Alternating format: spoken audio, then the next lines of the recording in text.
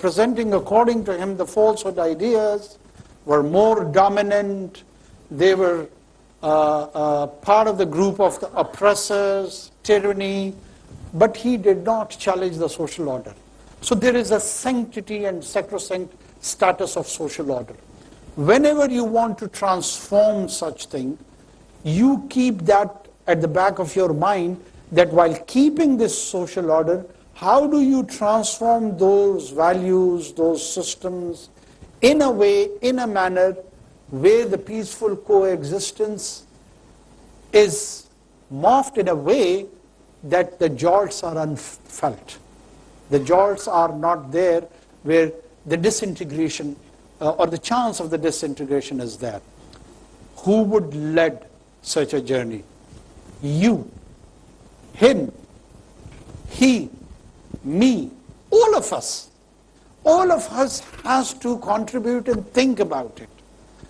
That's why my request to those jingoistic youngsters who just want to change everything with this one election day, good, go and vote that day, definitely.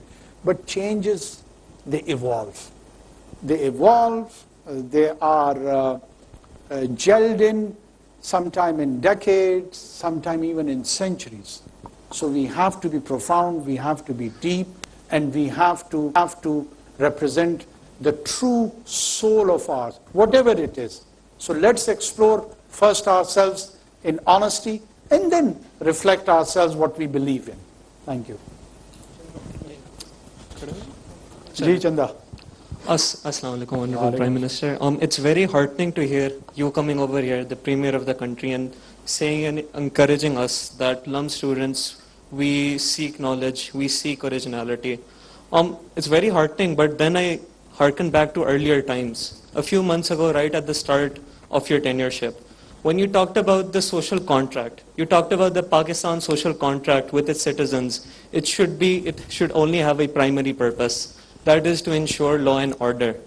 And I believe that goes against the very statement you gave right now about encouraging originality and seeking knowledge and giving an enabling environment. I believe in order to give an enabling environment to the youth of this nation, there has to be two things: freedom of expression and freedom from discrimination. I believe we here, LUM students, people of a very privileged class, both in terms of socio-economic class and religious caste as well, we aren't at the same level, and we don't, and the level freedom of expression we have cannot ever compare to the youth out in South Punjab, out in Karachi, those Afghan refugees. They can never compare to us. So how do you feel that a social contract that is based on law and order as a primary purpose can ever ensure those two things to make sure that the rest of our youth actually get a chance to have an enabling environment?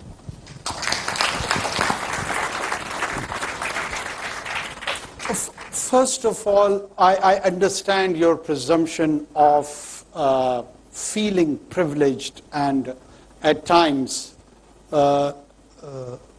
even as a victim of that available privilege. This is a kind of a syndrome many individuals go through, and they feel that we are at an advantageous situation from the rest of our compatriots. So they are at a disadvantaged position, and they look at them as a victim card. My experience is life is a bit different, you know. I've done my graduation as a private student from Balochistan University. I've done my BA as a private entity. I've been able to talk to Oxford Union and Harvard Forum of Pakistan. That same individual which you are referring to, I'm the product of that experiment. I have been raised in Quetta. I was born in Quetta. I was raised in Quetta. I attended a school till class 7th in Quetta. And then I went for a scholarship, a student to Caretaker College cohort for 3 years, and then returned to Quetta. Okay? All my life, what I have done is that I've taken or I've been dependent on books. And I have encouraged myself that my thoughts are stimulated by the new concepts and ideas wherever they are published across the globe. First of all, whatever I was saying over there is not in contradiction over here. When you agree to sit in this space, in this hall, let me use it as a metaphor for the state or for the society, if it is more convenient.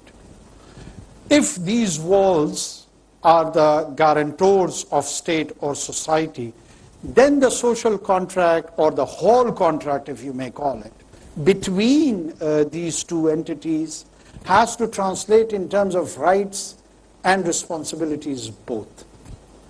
We always think that we have got rights. I should have the freedom of expression. I should have the freedom of rights. I should have the freedom to abuse. I should have freedom for arson, and so on and so forth. In that social contract, the state also has certain rights. This little girl was talking about the Constitution. Beta, do you know Article 5 of the Constitution? I'm just asking, even if you don't know, it's okay. Yes or no? No. Everyone knows Article 6?